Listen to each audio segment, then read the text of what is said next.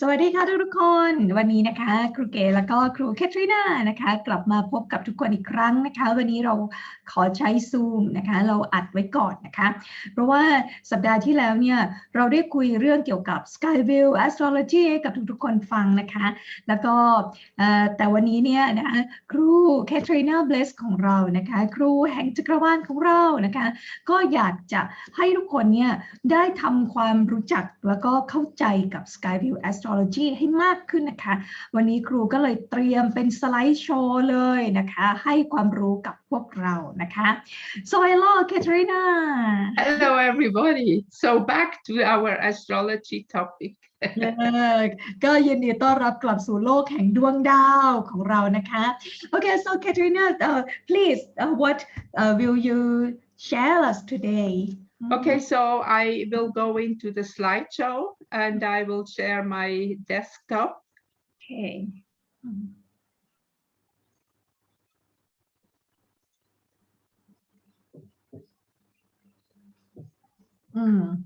Okay, I hope you can see it now.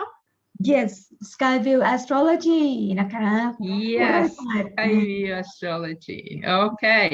so.Here we have the first slide. This is Western astrology.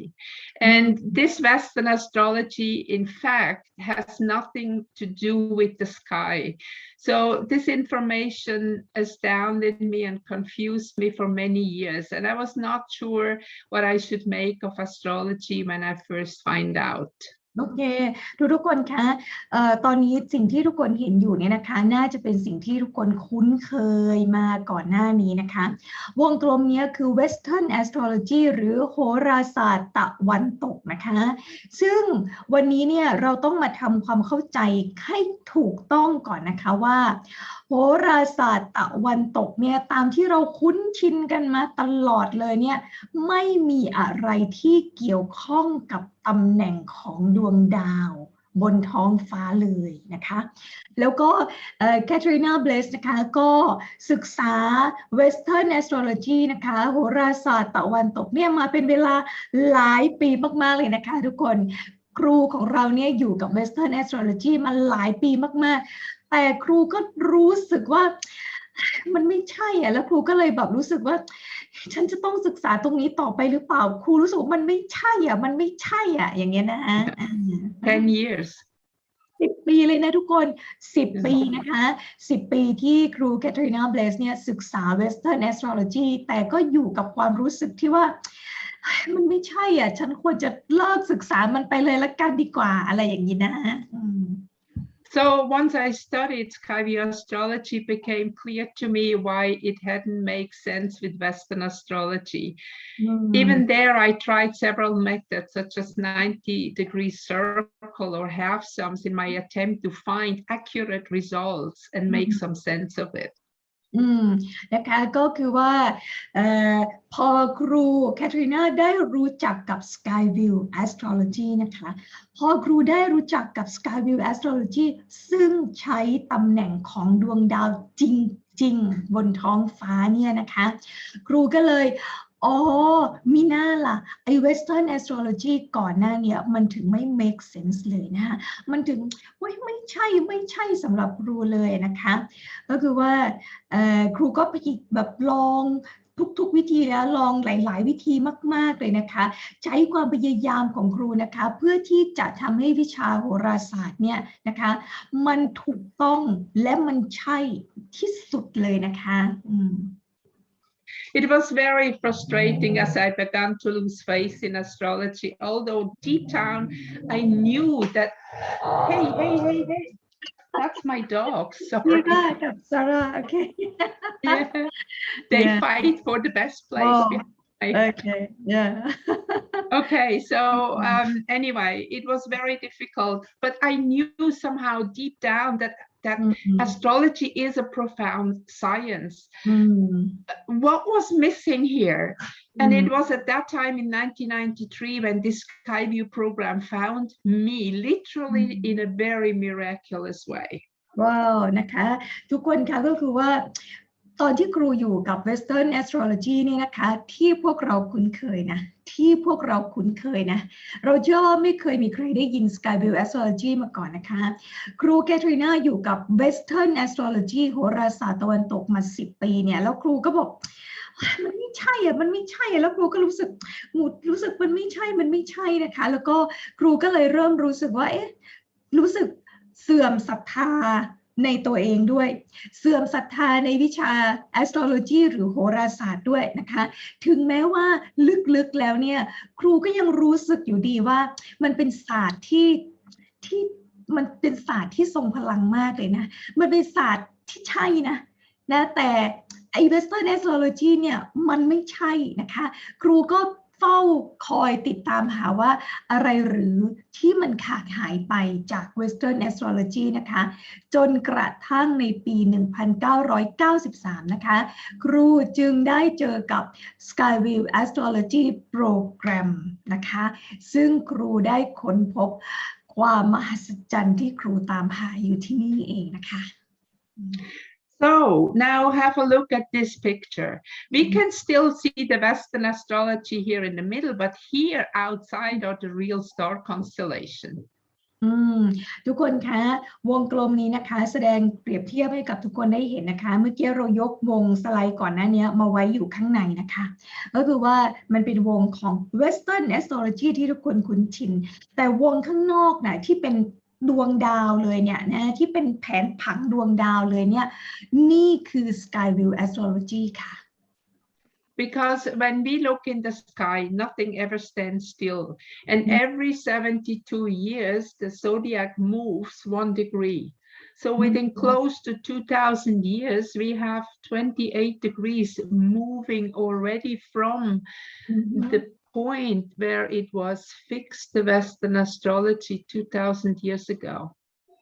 โอเคทุกคนนะคะมันอยู่ตรงนี้นะคะก็คือว่าทุกคนดวงดาวที่แท้จริงบนท้องฟ้าเนี่ยมันไม่ได้ค้างเติ่งอยู่อย่างนั้นใช่ไหมเหมือนใน Western Astrology เนี่ยมันค้างเติ่งอยู่อย่างนั้นแต่ดวงดาวจริงๆเนี่ยเขาขยับตลอดเวลาเลยนะคะแล้วก็ทุกๆ72 ปีนะคะทุกๆ72 ปีเนี่ยจักรราศีต่างๆจะมีการขยับ1 องศาค่ะเพราะฉะนั้นนะคะ72 ปีขยับ1 องศานะคะตั้งแต่เขาเริ่มมีวิชาWestern Astrology มาเนี่ยเมื่อ 2,000 ปีก่อนนะคะก็คือว่า 2,000 ปีก่อนเนี่ยแล้วก็จักรราศีขยับ1 องศาเนี่ยนะคะตอนนี้เนี่ยนะคะ SkyView Astrology จริงๆตำแหน่งของจักรราศีจริงๆเนี่ยมันขยับไปแล้ว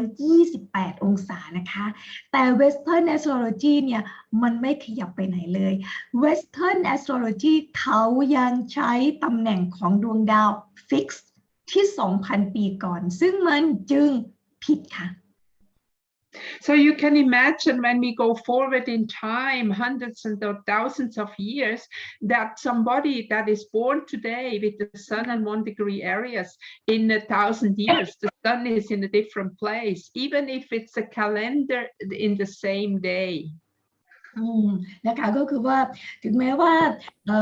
ประมาณว่าถึงแม้ว่าปฏิทินเนี่ยนะคะเมื่อประมาณว่าปฏิทินเมื่อคนที่เกิดเมื่อ 1,000 ปีก่อนใช่ไหมคนที่เกิดเมื่อ 1,000 ปีก่อนเนี่ยสมมติว่าคนเกิดถ้าเกิดเป็นเวสเทิร์นเนี่ยจะบอกว่าเกิดวันนี้วันที่นี้เป็นอันนี้อย่างนี้ใช่ไหมคะแต่จริงๆแล้วเนี่ยดวงดาวมันขยับหมดแล้วนะคะมันไม่ใช่ที่เป็นแบบนั้นนะคะ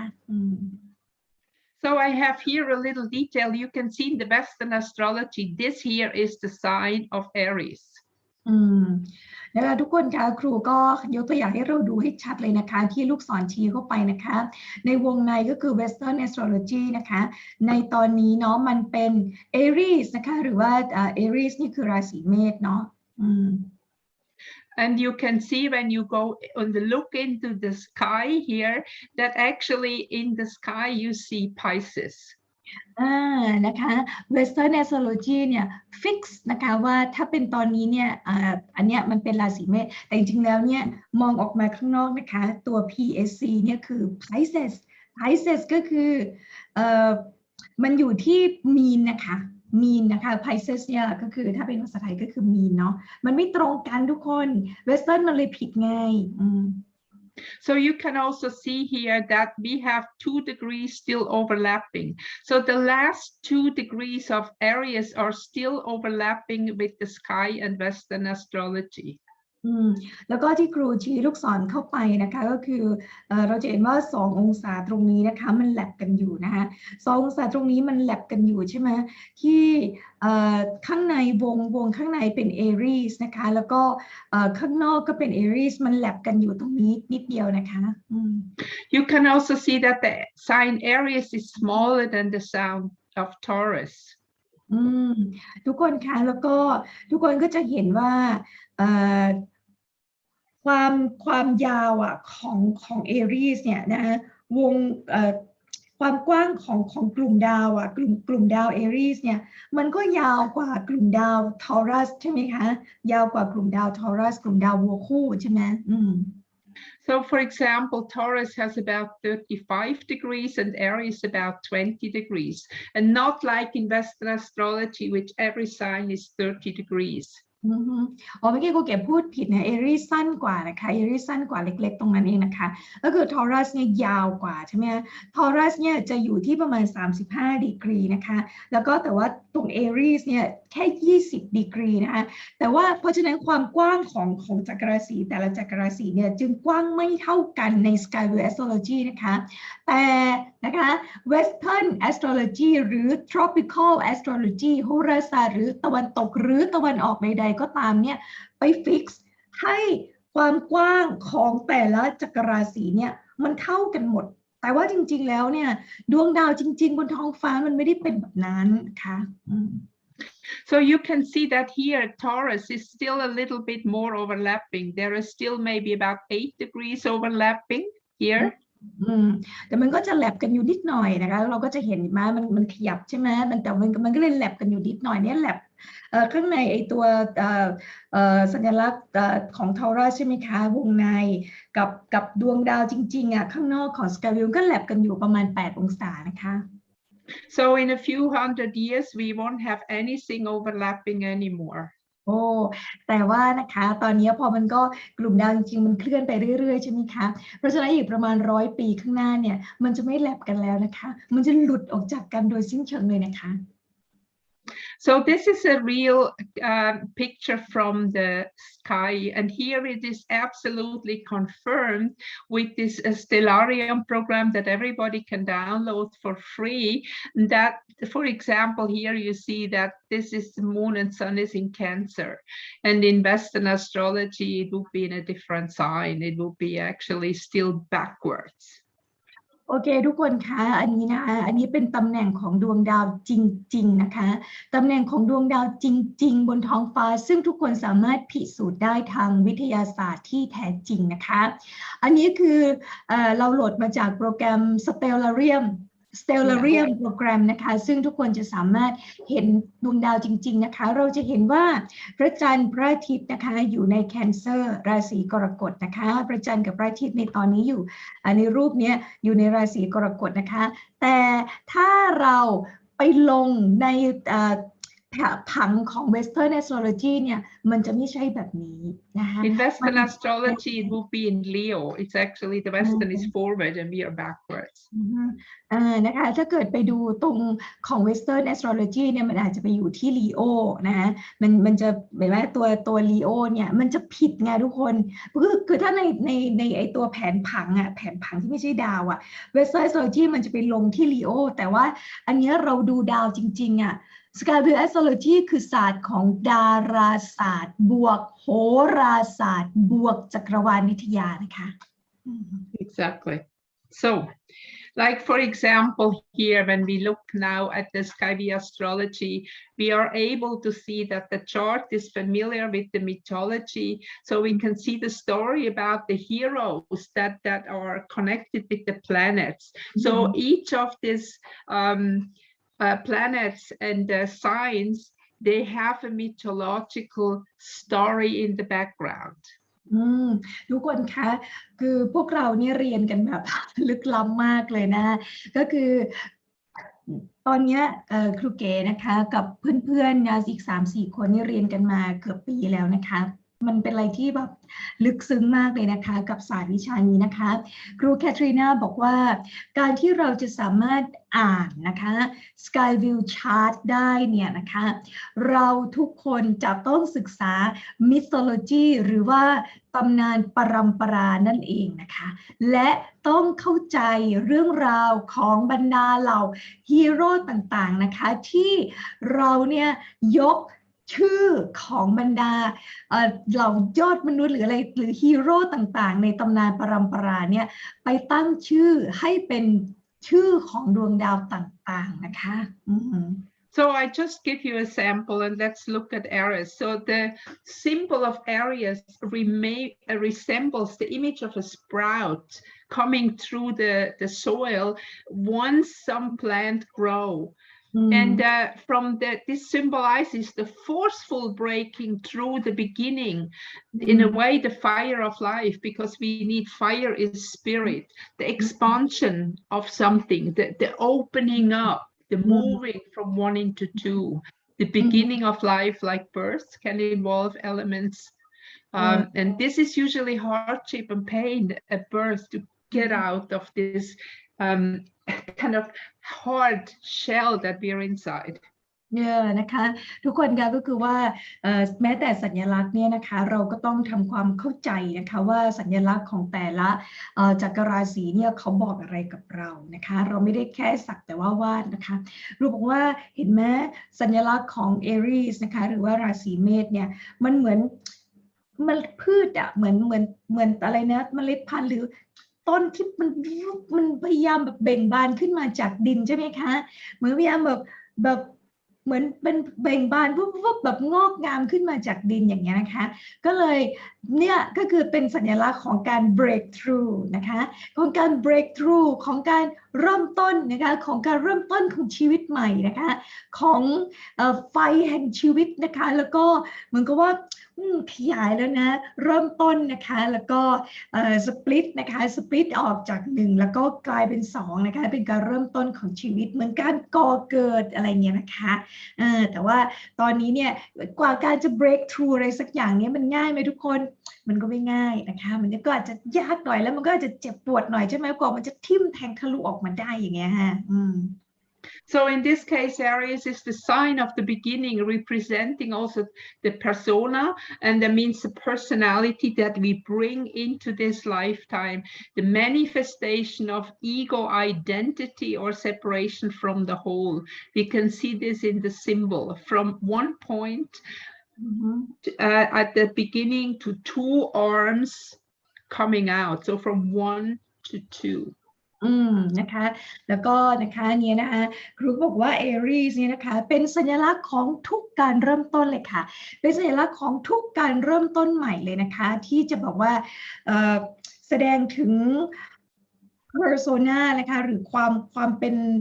ป็นอะไรสักอย่างหนึ่งของตัวตนอะไรบางอย่างเนี่ยนะคะที่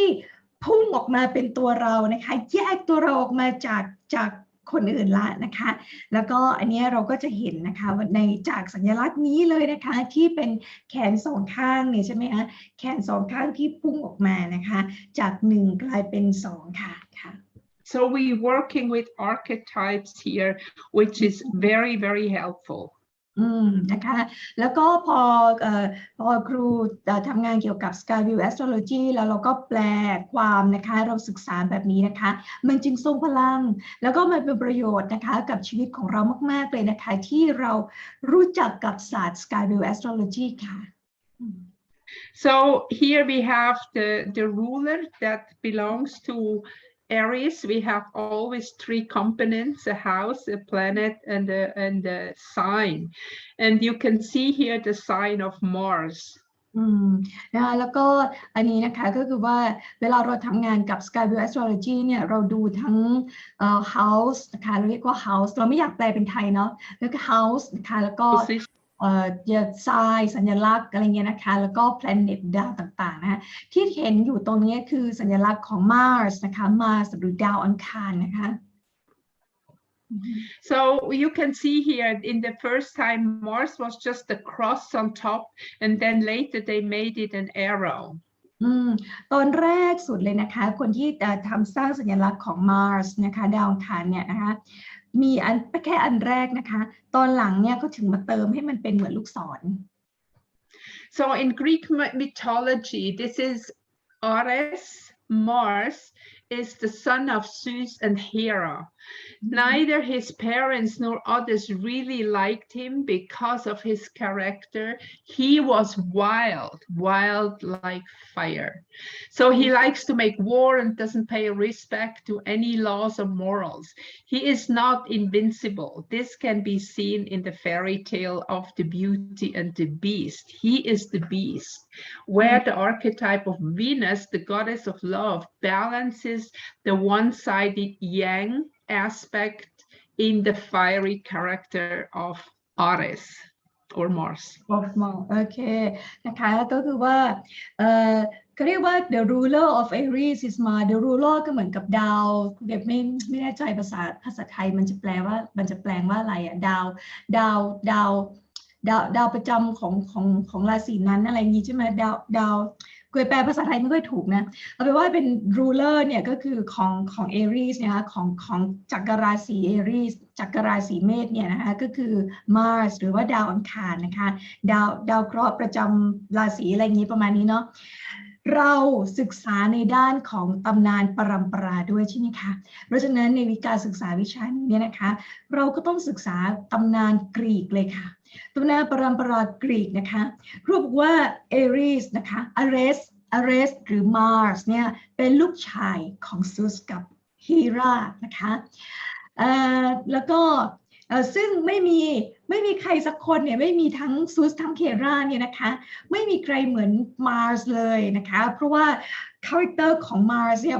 เหมือนไฟนะคะเป็นไฟเลยนะคะ Mars เนี่ยหรือ Ares เนี่ยนะคะชอบทำสงครามนะคะแล้วก็ไม่สนใจไม่เคารพกฎหมายไม่เคารพศีลธรรมอะไรทั้งสิ้นนะคะ but he is not invincible นะคะแล้วก็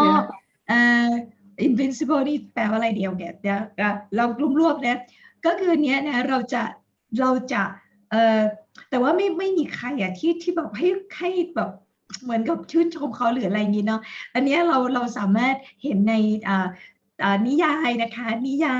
ะ fairy tale เรื่อง Beauty and the Beast ด้วยนะคะ Beauty and the Beast ด้วยนะคะในขณะที่นะถ้าเป็น Venus เนี่ยนะ Venus ก็จะเป็น goddess of love นะคะเป็นเทพธิดาแห่งความรักนะคะ Venus ก็จะเป็นคนที่balance นะคะเป็นคนที่ balance ด้านหยางของ Mars นะคะก็คือเปรียบเสมือน Beauty and the Beast ใช่ไหม Venus ก็เป็น Beauty Mars ก็เป็น the Beast อะไรอย่างเงี้ยนะคะ This is what is mostly handled, but Mars also is the guardian of the sacred fire, where every new life is born and begins. He holds a sacred torch to bring light to the world. He is Prometheus, who stole the fires from the gods, the warrior who protects the fire and fights for its protection. ทุกคนคะถึงแม้ Mars เนี่ยจะมีนิสัยมุทะลุแบบชอบรบราฆ่าฟันก็ตามแต่นะคะแต่ Mars เนี่ยเขาคือผู้ปกป้องนะคะ Mars เป็นผู้ปกป้องและคุ้มครองไฟศักดิ์สิทธิ์ค่ะ Mars เป็นผู้ปกป้องและคุ้มครองไฟศักดิ์สิทธิ์นะคะที่ซึ่งให้กับชีวิตใหม่หลายๆชีวิตเนี่ยได้ก่อกำเนิดนะคะ Mars เนี่ยเป็นผู้ถือคบเพลิงแห่งแสงสว่างที่จะนำเข้ามาสู่ในโลกนี้นะคะแล้วก็Mars เนี่ยเป็น Prometheus นะคะโอเคก็เอาตรงตัวแล้วนะถ้าเสร็จ Mars เนี่ยเป็น Prometheus นะคะเป็นคนที่ขโมยไฟจากพระเจ้านะคะเป็นนักรบนะคะผู้ซึ่งปกป้องไฟแล้วก็ไฟด้วยสู้เพื่อที่จะรักษาไฟแห่งแสงสว่างของพระเจ้านี้ไว้ให้ได้นะคะ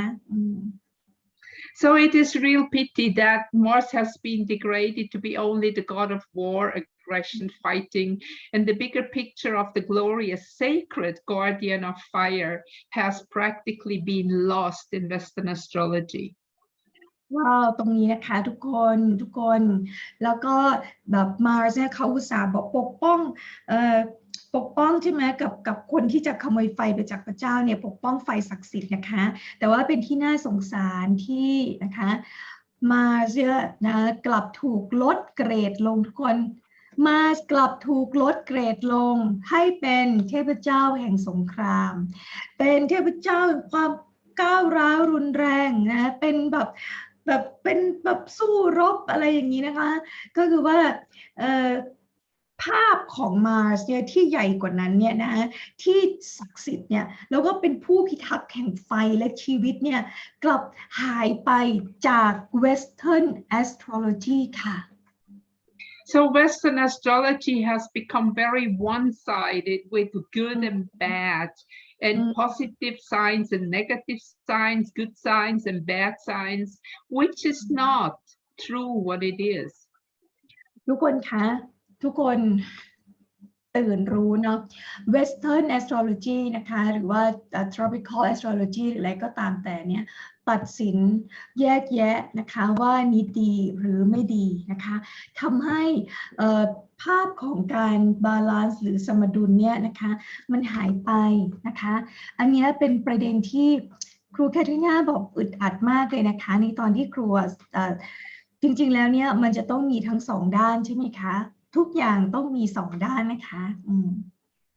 So as you can see from the sign, the symbol,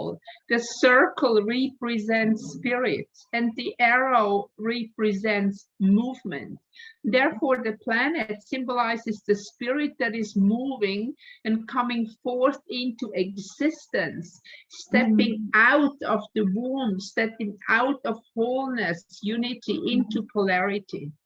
นะคะก็คือว่าจากสัญลักษณ์นะคะทุกคนไอ้ตรงวงกลมนั่นคือ spirit เนาะ spirit จิตวิญญาณนะคะแล้วก็ลูกศรก็คือ move ใช่ไหม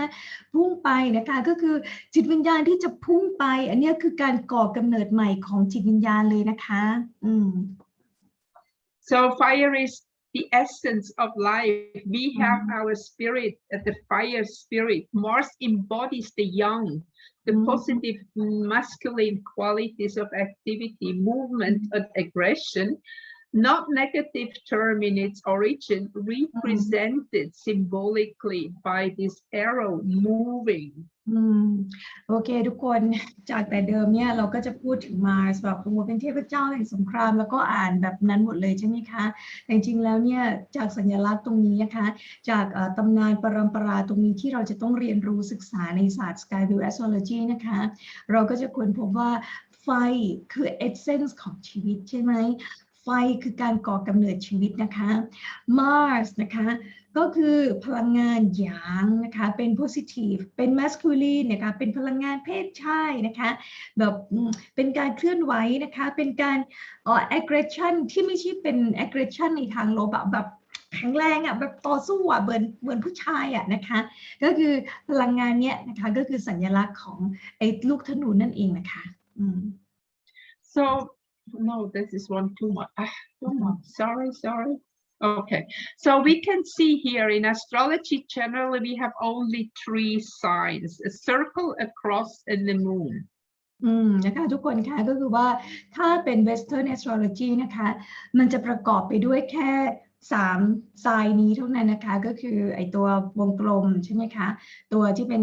cross กากบาทนะคะแล้วก็เป็นตัวที่เป็นพระจันทร์นะคะSo you see all the planet symbols are made of and this is the round one. The cross is matter, what is materializing here, and the moon has something to do with the feelings. ทุกคนคะ Katharina, your signal is lost for a while. Hello, Katharina. You're still here? Yes, but your signal is not good. Is it okay? ก็คือทุกคนค่ะก็คือว่านะคะทีนี้เนี่ยนะคะในทางที่เป็นของ SkyView Astrology นะคะก็คือว่าไอตัววงกลมนี้นะคะมันแทนสปิริตค่ะมันแทนสปิริตนะคะแทนจิตวิญญาณนะคะแล้วก็ตัวพระจันทร์เนี่ยมันเป็นคือความรู้สึกนะคะคือความรู้สึกนะคะนะก็คือโอเค continue เมื่อกี้บอกว่า So the circle is the spirit, the cross is matter, and the moon is the feminine part. This is the receiving part of the feelings.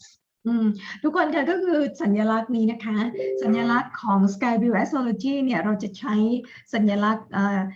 ก็คือตัววงกลมนี้นะคะเปรียบเทียบได้กับ Spirit หรือว่าจิตวิญญาณนะคะตัวจิตวิญญาณนะคะแล้วก็ตัว Cross เนี่ยนะ Spirit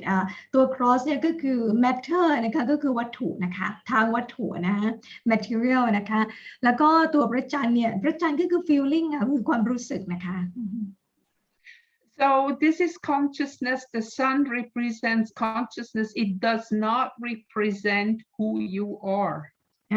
ทุกคนคะตรงนี้สำคัญมากๆเลยนะคะพระอาทิตย์นะคะอันนี้เป็นสัญลักษณ์ของพระอาทิตย์นะคะอันแรกพระอาทิตย์เป็นสัญลักษณ์ของ consciousness ค่ะ consciousness คืออะไรคะระดับของสติระดับของการตระหนักรู้ของเรานะคะไม่ใช่บอกว่าเราคือใครตามที่ศาสตร์โหราศาสตร์ต่างๆชอบมาบอกว่าเราคือใครไม่ใช่นะคะ So it doesn't make sense if somebody says I'm a Leo, I'm a Cancer, I'm a Gemini. You are not. นะคะเพราะฉะนั้นมันไม่ make sense เลยนะคะที่จะมาบอกว่าฉันคือราศีกรกฎฉันคือคนราศีเมถุนฉันคือคนราศีสิงห์อะไรเงี้ยไม่ใช่เลยนะคะ The sun is only showing the consciousness that you bring in here and how you learn. In this way, you can see the sun is standing in this sign that you need to learn the most. นะคะก็คือว่าจริงๆแล้วเนี่ยพระอาทิตย์ไม่ได้บอกว่าเราคือคนราศีอะไรนะคะแก้ไขความเข้าใจใหม่ให้หมดนะคะพระอาทิตย์แค่บอกว่าไอ้ที่เรานำติดตัวเรามายังโลกนี้เนี่ยนะคะแล้วก็พระอาทิตย์ของเราเนี่ยไปปรากฏที่นั่นตอนที่เราเกิดใช่ไหมเพราะนั่นน่ะคือสิ่งที่เรานำติดตัวมาแล้วก็เป็นสิ่งที่เราจะต้องเรียนรู้ให้มากที่สุดที่ในขณะที่อยู่ในโลกนี้ต่างหากค่ะ So you can just see, I don't go into much detail, but you can see here the moon. We have here the moon. Then we have Mars, and this is the cross, like the emotion, the energy. Here we have the moon, the circle, and the cross. The moon standing on the cross. And then we have here spirit over matter, which is Venus, love. And here we have the cross on top of the moon. So this is the soul in the underworld. And then we come back to the sun. So we have the weekday, Sunday, Monday, Tuesday, so forth. And then Sunday starts again. โอเคทุกคนคะอันนี้ก็เหมือนกับว่า7 วันเนี่ยนะคะ7 วันเนี่ยนะคะในอันนี้ก็เป็นอะไรอาทิตย์จันทร์อังคารพุธพฤหัสศุกร์เสาร์ใช่ไหมคะแล้วก็พอครบ7แล้วก็พระอาทิตย์ก็จะเริ่มอีกครั้งนึงนะคะทุกคนดูสัญลักษณ์นะจันทร์นะคะต่อจากอาทิตย์ใช่ไหมก็เป็นจันทร์ก็คือ feeling ค่ะความรู้สึกนะคะอังคารใช่ไหมสัญลักษณ์ของอังคารนะคะ spirit นะ spirit จิตวิญญาณที่เคลื่อนไหวนะคะเป็น arrow พุ่งไปพอวันพุธเป็นอะไรคะพุธนะ mercury ดวงดาวการสื่อสารก็จะมีพระจันทร์อยู่ข้างบนก็จะรับความรู้สึกมานะคะให้ปรากฏเป็นที่ให้เข้ามาในจิตวิญญาณของเราแล้วก็ปรากฏออกมาเป็นวัตถุก็คือการสื่อสารของเราไงรับมาแล้วก็พูดออกไปใช่ไหมคะพอมันพฤหัสเป็นจูปิเตอร์จูปิเตอร์เห็นไหมมีfeeling มีพระจันทร์นะคะมีพระจันทร์นะคะ feeling แล้วก็ปรากฏออกมาเป็นอะไร matter เลยนะคะก็รับความรู้สึกมาแล้วก็ปรากฏออกมาในโลกวัตถุเลยแล้วก็พอมาที่ Venus ดาวศุกร์นะคะโอ้ spirit เลยนะ Venus เนี่ยมา spirit เลยนะคะ spirit แล้วก็เสกออกมาเป็น matter เป็นวัตถุเลยนะคะส่วนดาวเสาร์เป็นอะไรคะดาวเสาร์นะคะก็จะเป็น matter ครองเลยแต่ matter ต้องกลายเป็นอะไรฮะ feeling นะคะแล้วพอครบ7 วันปุ๊บก็มาเริ่มใหม่ที่พระอาทิตย์อันนี้คือสัญลักษณ์นะคะที่เราแปลความใน SkyView Astrology นะคะเราต้องศึกษาแบบนี้เลยนะทุกคน Well, this is more or less the same in Western astrology, just that we do not identify with planets. นะคะก็คือสัญลักษณ์เนี่ยมันก็เหมือนกับสัญลักษณ์ที่ใช้ใน Western Astrology นะคะสัญลักษณ์เดียวกันแต่การตีความของเราไม่เหมือนกันการตีความของเราไม่ระบุว่าคุณเป็นใครตัวตนใดทั้งสิ้นนะคะ So the most possible that what the human being could be is connected with Mercury. อะไรนะก็คือว่าsorry could you say again? Yeah, the Mercury is the closest as well as you are as a human being. We receive input and the consciousness, we make it conscious and then we materialize it. For example, we have an idea that is coming in, then we think about it and then we talk about it, for example. นะคะก็ดูเหมือนว่านะคะดูเหมือนว่าเราจะเป็นแบบเป็นคนอย่างไรสื่อสารอย่างไรในโลกนี้เนี่ยค่ะมันก็จะเป็นที่ Mercury นะคะคือสัญลักษณ์ของดาวพุธเนี่ยตรงกลางทุกคนเห็นไหมเพราะว่าเรารับ feeling เรารู้สึกก่อนเรารู้สึกเสร็จแล้วก็มาประมวลผลในจิตวิญญาณของเรานะคะแล้วก็พูดออกมาแสดงออกมาในโลกนี้ให้คนได้รู้ใช่ไหมผ่านการสื่อสารนะว่าเรารู้สึกอย่างไรจิตวิญญาณของเราเป็นอย่างไรการสื่อสารของเราก็จะเป็นอย่างนั้นนะคะก็ดูเหมือนว่า Mercury ต่างหากนะคะดาวพุธที่ต่างหากที่คนเห็นเราว่าเราสื่อสารยังไงมากที่สุดนะคะSo Mercury can show maybe how you function but still does not say who you areนะคะก็คือ Mercury เนี่ยนะคะก็เหมือนกับจะเป็นตัวบอกได้มากที่สุดนะคะว่าจิตวิญญาณของเราการสื่อสารของเราเนี่ยทำงานอย่างไรใช่ไหมคะแต่ก็ไม่ใช่มาระบุว่า who you are เราคือใครอยู่ดีนะคะ And here we have one planet that you do not find in the horoscope. This is the symbol of the planet Earth. แล้วก็สัญลักษณ์สุดท้ายนะคะที่ครูวงเนี่ยนะคะก็คือว่าเราจะไม่เจอนะคะในชาร์ตของ astrology หรอกนี่คือสัญลักษณ์ของ Earth โลกของเรานั่นเองค่ะ So when we have Venus is spirit over matter, the Earth is matter over spirit. ว้าวตรงนี้ลึกซึ้งมากเลยทุกคนสัญลักษณ์ของ Venus นะคะ Venus ก็คือ Spirit over Matter นะคะจิตวิญญาณที่อยู่เหนือโลกวัตถุแต่โลกของเราเป็นยังไงทุกคนเห็นโลกไหมโลกลักษณะเป็นยังไงสัญลักษณ์โลก Matter over Spirit วัตถุอยู่เหนือจิตวิญญาณเนี่ยโลกเป็นทางโลก So you can see.You don't see the spirit. You can see me as matter, as a physical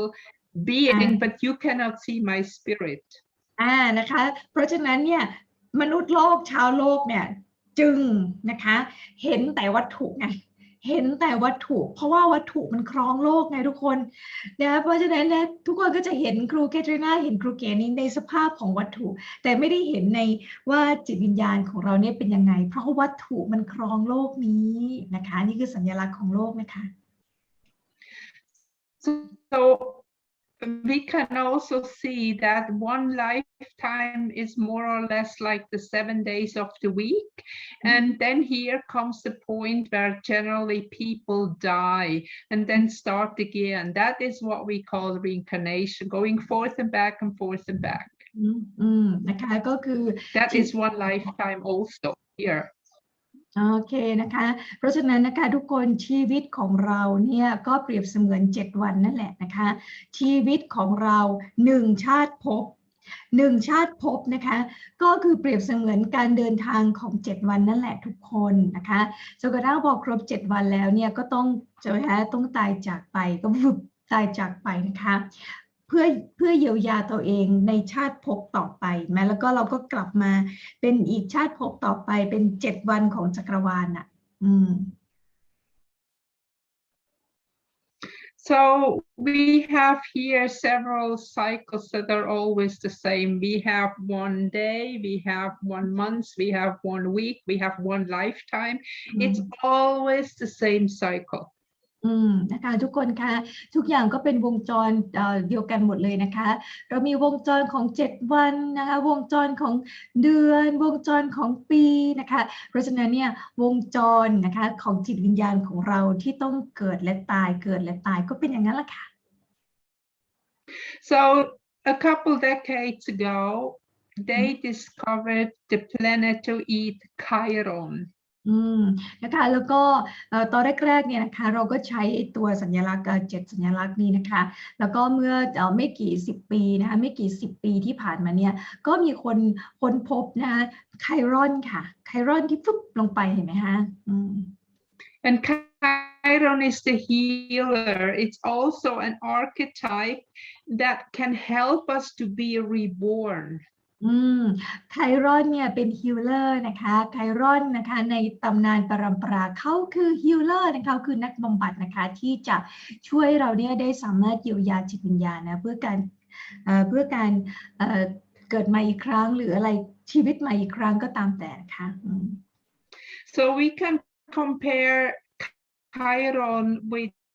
either Jesus or Buddha or any other master who went beyond physical life into the true spiritual life. นะคะไครอนเนี่ยนะคะก็เปรียบได้กับพระพุทธเจ้าหรือพระเยซูนะคะหรือมาสเตอร์ใดๆก็ตามนะคะที่สามารถก้าวข้ามผ่านวัฏฏะสังสารนั้นได้ใช่ไหมคะเพื่อที่จะช่วยพาคนเนี่ยข้ามไอ้การเวียนว่ายตายเกิดใน7วัน7ทรายแรกเนี่ยนะคะเนี่ยนะคะก็คือว่าเป็นมาสเตอร์ที่จะช่วยนำพาเราไปนะคะให้ข้ามตรงนั้นได้นะคะ So this is kind of the symbolic death that we go through in a spiritual initiation. And here with Uranus, you can see consciousness going up. We find the spirit and connect with our spiritual self. นะคะก็เหมือนกับว่าไครอนเนี่ยก็เหมือนกับ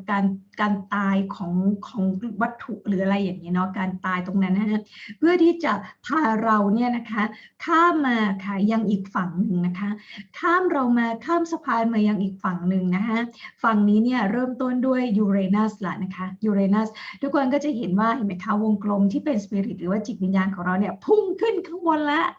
เห็นไหมเป็นยูเรนัสละนะคะAnd then our soul is moving beyond the physical matter. นะคะพอผ่านยูเรนัสมาที่ตัวเนปจูนละนะคะก็คือว่าจิตวิญญาณของเราเนี่ยก็เคลื่อนไหวแล้วนะอยู่เหนือวัตถุแล้วเห็นไหมทุกคนนะฟีลลิ่งของเรานี่นะคะอยู่เหนือวัตถุแล้วเห็นไหมวัตถุอยู่ข้างล่างแล้วนะคะ There is no ego anymore.ไม่มีอีโก้แล้วนะคะตรงนี้ไม่มีอัตตาของมนุษย์แล้วนะคะ So here we are completely connected to spirit. นะคะตรงนี้เนี่ยนะคะเราก็จะเชื่อมต่อกับสปิริตนะคะหรือว่าจิตวิญญาณโดยสมบูรณ์นะคะ And then the last planet, Pluto, you can see there is a little circle inside of the moon above the matter. So we can say this is the egg in the womb.To be materialized. นะคะแล้วก็สัญลักษณ์สุดท้ายนะคะเมื่อเราก้าวข้ามผ่านเนปจูนไปแล้วสปิริตสามารถอยู่ความรู้สึกสามารถอยู่เหนือโลกวัตถุได้แล้วนะคะเราก็มาถึงพลูโตซึ่งเป็นสัญลักษณ์สุดท้ายนะคะเราก็จะเห็นไข่เล็กๆใช่ไหมไข่เล็กๆนะคะอยู่บนฟีลลิ่งอยู่บนของเราพระจันทร์ตรงนี้นะคะแล้วก็อยู่เหนือจิตวิญญาณนะคะอันนี้ก็เหมือนกับว่าเป็นไข่เป็นอยู่ในมดลูกนะคะโดยสมบูรณ์นะคะพร้อมแล้วสำหรับการก่อกำเนิดใหม่เลยนะคะ So this is much more mythological here. It is like the divine within us that is materializing afterwards in the physical. It's the complete mastery.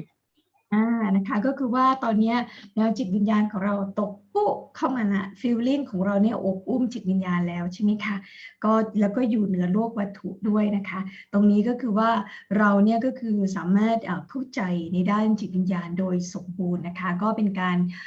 ก่อเกิดของมาสเตอร์เลยนะคะถ้าเกิดเป็นตัวเราก็เหมือนกับว่าเราก็จะเข้าใจนะคะทุกสิ่งทุกอย่างในตัวเราโดยสมบูรณ์นะคะSo just here very quickly again. So the sun is the consciousness, the moon is the feelings, Venus has to do with creativity, abundance, the feminine. Mercury is the way we process, we think, we act. Mars is our energy, the masculine, and Jupiter is moving beyond boundaries, and Saturn is restriction and clarity. ค่ะก็คือว่าตรงนี้นะคะก็คือว่าเรามาดูว่าแต่ละดาวนะคะแต่ละ planet แต่ละ planet นะคะแต่ละดาวเคราะห์เนาะแต่ละดาวเนี่ยนะคะเขาแสดงถึงพลังงานแบบไหนนะคะ Sun consciousness ก็คือเราเนี่ยเป็นคนที่มีระดับการตระหนักรู้มาแค่ไหนใช่ไหมคะพระจันทร์นะคะก็คือความรู้สึกของเราเป็นอย่างไรนะคะวีนัสนะคะเป็นสัญลักษณ์ของการสร้างสรรค์ความมั่งคั่งนะคะมั่งคั่งของหัวใจเราแล้วก็เป็นเฟมินีนนะคะเป็นพาร์ทของผู้หญิงนะคะเมอร์คิวรีก็คือว่ากระบวนการคิดของเราเนี่ยนะกระบวนการคิดของเราเนี่ยเรา process กระบวนการนั้นอย่างไรนะคะ Mars พลังงานของเราค่ะพลังงานนะคะพลังงานแบบเพศชายนะคะพลังงานแบบเคลื่อนไหวอะไรอย่างนี้นะคะ Jupiter เนี่ยเราแบบก้าวข้ามข้อจำกัดต่างๆละนะคะแล้วก็ Saturn นะคะ Saturn เนี่ยก็คือชัดเจนละ clarity นะคะแล้วก็ restriction แล้วก็เหมือนกับมีการ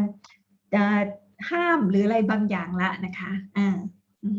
Just imagine if you need clear thinking and you need to be very clear, you need to go away from the masses, you need to be alone that you can process. This is Saturn asks you not to be around a lot of people, but to be in silence. นะคะก็คือคำว่า restriction ของ Saturn เนี่ยมันหมายความว่ายังไงนะคะเพื่อความกระจ่างของทุกคนคือการที่เราจะเข้าสู่ clarity หรือว่าความกระจ่างได้เราจะต้องถูก restrictions ก่อนนะคะก็คือถูกจำกัดก็คือเราจะไม่ไปอยู่กลางฝูงชนละใช่ไหมถ้า Saturn ปรากฏเนี่ยก็คือเราไม่ละเราจะไม่ได้ไปอยู่แบบผู้คนละนะคะเราจะถูกจำกัดบริเวณของเราละนะคะเราจะอยู่ของเราละเราจะแยกอยู่คนเดียวหรืออะไรก็ตามแต่นะเพื่อให้เราเนี่ยเกิดความ clarity หรือว่าใสกระจ่างข้างในของเรานะคะ So a horoscope, a true horoscope means looking into the hour to understand the present energies and use them to move forward in our soul evolution. ทุกคนคะโฮโรสโคปนะคะโฮโรสโคปหรือแผนที่ดวงดาวที่แท้จริงหมายความว่าอะไรคะครูนะคะไม่ใช่การดูดวงแล้วนะแต่ว่านี้เนี่ยเป็นการมองเข้าไปในวาระหรือเวลานะคะมองเข้าไปในวาระหรือเวลาเพื่อที่จะเข้าใจว่าพลังงานนะคะพลังงานณตอนนั้นๆเนี่ยเป็นอย่างไรนะคะแล้วเราก็ใช้พลังงานที่เราได้เข้าใจเนี่ยนะคะเพื่อที่จะให้เราเนี่ยก้าวเดินต่อไปบนพัฒนาการของจิตวิญญาณของเราค่ะ So once we understand time quality, it is much easier to navigate life and quantity of time. นะคะเพราะฉะนั้นนะคะเมื่อเราเข้าใจนะคะเรื่องครูใช้คำว่า time quality หรือว่าคุณภาพของเวลาณตอนนั้นๆเนี่ยนะคะมันก็จะง่ายสำหรับเรามากขึ้นที่จะเหมือนเป็นหางเสือชีวิตให้เราเดินนะคะว่าเราควรจะเดินไปทางไหนนะคะ So we can here see again, you can also understand that SkyView Astrology has nothing to do with the seasons. เพราะฉะนั้นนะคะทุกคนคะวิชา SkyView Astrology นะคะเราจะต้องทำความเข้าใจเลยว่าไม่มีอะไรที่ข้องเกี่ยวกับฤดูกาลเลยนะคะ So for example, if we look at the transition of the sun, which is the ruler of Leo, representing abundance, creativity, and fire, we find that in the hemisphere it is aligned right now for season. นะคะครูบอกว่าเนี่ยถ้าหากเราไปมองใช่ไหมคะการเคลื่อนไหวหรือว่าการปรากฏของพระอาทิตย์นะคะหรือว่าดาวที่เป็นดาวเคราะห์ประจำของพระอาทิตย์ใช่ไหมคะก็ไม่พูดไม่ถูกอ่ะจักรราศีนะคะของพระอาทิตย์ก็คือลีโอเนี่ยนะคะซึ่งเป็นแสดงให้เห็นถึงนะเป็นตัวแทนของความ abundance ใช่ไหมคะมั่งคั่ง creativity การสร้างสรรค์แล้วก็ไฟนะคะเราก็จะพบว่าที่ถ้าเราไปเห็นตรงนี้นะคะถ้า sun เนี่ยปรากฏเนี่ยnorthern hemisphere เกี่ยวกับแปลไม่ถูกนะเคยทุกคนช่วยแปลด้วยนะ northern hemisphere เนี่ยนะคะถ้าเราไปดูที่ northern hemisphere มันจะมันจะสอดคล้องไปกับฤดูร้อนของ northern hemisphere นะคะซีกโลกซีกโลกทางเหนือใช่ไหมBut in the southern hemisphere it is winter and they have the seasons that would align with Capricorn, representing the cold of the winter, clarity, meditation, and restriction. โอเคทุกคนแต่ว่าพอเราดูแบบเนี้ยนะคะพอเราดูแบบเนี้ยเราก็จะไปเจอว่าแล้วไอ้ตรงขั้วโลกใต้เนี่ยซีกโลกใต้เนี่ยนะฮะปรากฏว่าไอ้ฤดูของซีกโลกใต้เนี่ยมันกลับกลายเป็นปรากฏเป็นแคปริคอนเนี่ยถ้าเราฟิกซ์แบบนี้นะปรากฏเป็นแคปริคอนนะแล้วก็ซึ่งเป็นตัวแทนของฤดูหนาวนะคะแล้วก็ความ clarity ความใสกระจ่าง meditation การทำสมาธิแล้วก็ restriction ใช่ไหมคือการจำกัดบริเวณตัวเองละจำกัดบริเวณตัวเองละนะคะSo therefore the Western astrology that is fixed on the spring equinox does not make any sense in the southern hemisphere. โอเคนะคะเพราะฉะนั้นนะคะทุกคนนี่แหละคือข้อจำกัดของ Western Astrology นะคะตำแหน่งของดวงดาวจริงๆเนี่ยก็คือเหมือนที่เรากำลังพูดถึงเมื่อ2 ย่อหน้าเมื่อกี้ใช่ไหมคะว่ามันเคลื่อนดวงดาวมันจะปรากฏแบบนั้นอย่างนี้เนาะดวงดาวจะปรากฏแบบนั้นนะคะแบบ2 ย่อหน้าแรกแต่ทีนี้เนี่ยนะคะถ้าเป็น Western Astrology เนี่ยเขาจะไปฟิกซ์เลยโดยยึดฤดูกาลของซีกโลกทางตอนเหนือซึ่งมันไม่ make sense เลยมันเลยผิดไงคะทุกคนSo it's really kind of fishy that astrology was fixed on the spring equinox about 2,000 years ago. But in the meantime, we have already moved 28 degrees and Aries is not aligned with the 21st of equinox, the spring, yeah.นะคะเพราะฉะนั้นทุกคนมันก็เลยไม่สมควรเลยนะไม่สมควรเลยที่โหราศาสตร์เนี่ยนะคะ astrology เนี่ยจะไปฟิกซ์อยู่ที่ spring equinox หรือว่าปฏิทิน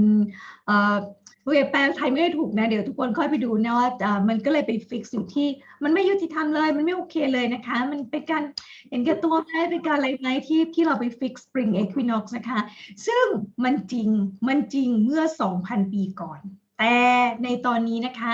มันเคลื่อนแล้วที่28 องศานะคะเพราะฉะนั้นนะคะการเริ่มต้นของ Aries หรือว่าราศีเมษเนี่ยมันก็เลยไม่ได้เริ่มต้นที่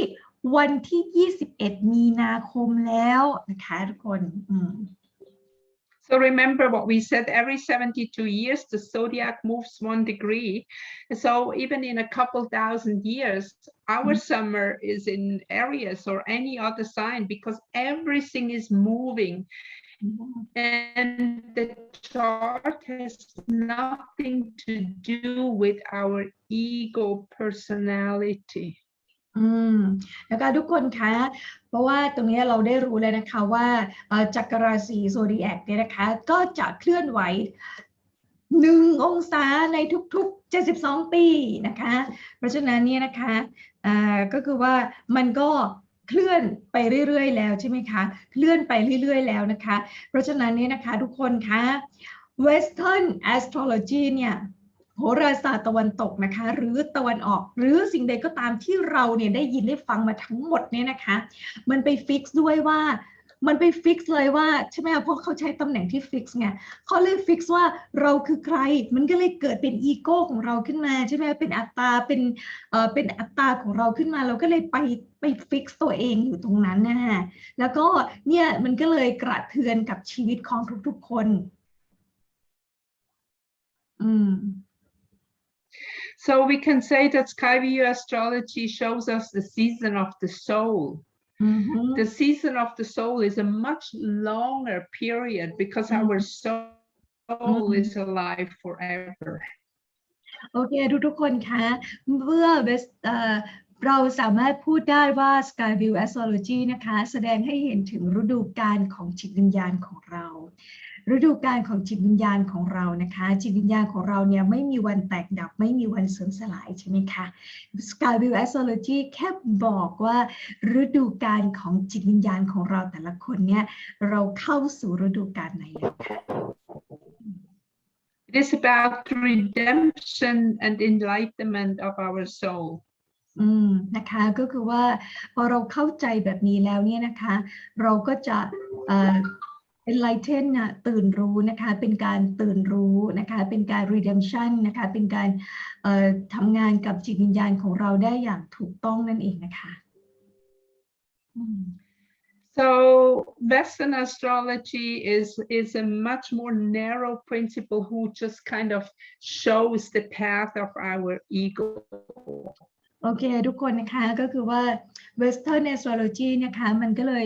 นจำกัดมากๆเลยทุกคนในขณะที่ SkyView Astrology บอกทางเดินของจิตวิญญาณของเรานะคะแต่ Western Astrology นะแค่บอกทางเดินของอีโก้ของเรามันไปจำกัด And even not correct และก็ยังผิดด้วยอีกต่างหาก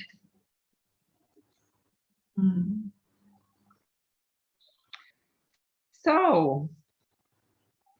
what will humanity create for the coming Uranus cycle that is 2019 to 2003? We are moving into that new cycle, what many people talk about, the age of Aquarius. เพราะฉะนั้นนะคะทุกคนคะเราอาจจะเคยได้ยินแบบคนพูดในสังคมที่ทำงานเกี่ยวกับพลังงานเนาะจะบอกเนี่ยเป็น age of Aquarius แล้วนะเป็นยุคของ Aquarius นะคะแต่ว่าจริงๆแล้วไม่ใช่นะคะก็คือว่าอันนี้ครูกำลังพูดถึงว่า what will humanity create for the coming มันจะกลายเป็น Uranus cycle นะคะเป็นวงจรของ Uranus แล้วนะคะในปี 2019 ถึงปี 2103 ในปี 2019 เป็นต้นมาจนถึงปี 2103 นะคะเป็นวงจรของอีกหนึ่งวงจรของดาวยูเรนัสนะคะ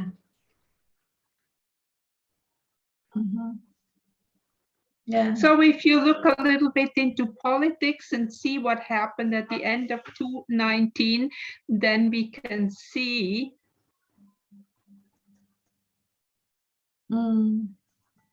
that the world is changing. ทุกคนคะเมื่อเราลองมองย้อนกลับที่ yes yeah เมื่อเรามองย้อนกลับไปที่ปี 2019 นะคะเราจะเริ่มมองเห็นนะคะว่าการเมืองหรือว่าผู้นำนะคะหรือว่าอะไรต่างๆนานาในแต่ละประเทศนี่นะคะ